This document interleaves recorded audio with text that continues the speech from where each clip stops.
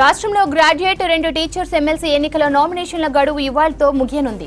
చివరి రోజు నామినేషన్ల సందడి కొనసాగుతోంది. ఉమ్మడి మెదక్, కరీంనగర్, ఆదిలాబాద్, నిజామాబాద్ లో ఒక గ్రాడ్యుయేట్, ఒక టీచర్ ఎమ్మెల్సీ స్థానాలకు ఎన్నిక జరుగుతోంది. ఉమ్మడి నల్గొండ, వరంగల్, ఖమ్మం జిల్లాలకు ఒక టీచర్ ఎమ్మెల్సీకి ఎలక్షన్ జరగనుంది.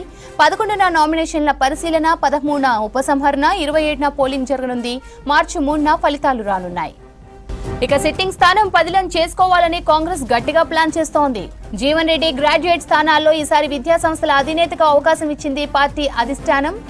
CM Revanth Reddy, AICC Telangana incharge Deepadas Munshi చేతుల మీదుగా బీ ఫామ్ ను తీసుకున్న నరేందర్ రెడ్డి ఉమ్మడి కరీంనగర్లోని కలెక్టరేట్ లో నామినేషన్ దాఖలు చేశారు.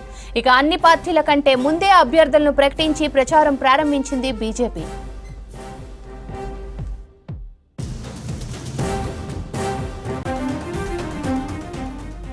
రాష్ట్రంలో గ్రాడ్యుయేట్, 2 టీచర్స్ ఎమ్మెల్సీ ఎన్నికల నామినేషన్ల గడువు ఇవాళతో ముగియనుంది. చివరి రోజు నామినేషన్ల సందడి కొనసాగుతోంది. ఉమ్మడి మెదక్, కరీంనగర్, ఆదిలాబాద్, నిజామాబాద్ లో ఒక గ్రాడ్యుయేట్, ఒక టీచర్ ఎమ్మెల్సీ స్థానాలకు ఎన్నిక జరుగుతోంది. ఉమ్మడి నల్గొండ, వరంగల్, ఖమ్మం జిల్లాలకు ఒక టీచర్ ఎమ్మెల్సీకి ఎలక్షన్ జరగనుంది. 11న నామినేషన్ల పరిశీలన, 13న ఉపసంహరణ, 27న పోలింగ్ జరగనుంది. మార్చి 3న ఫలితాలు రానున్నాయి.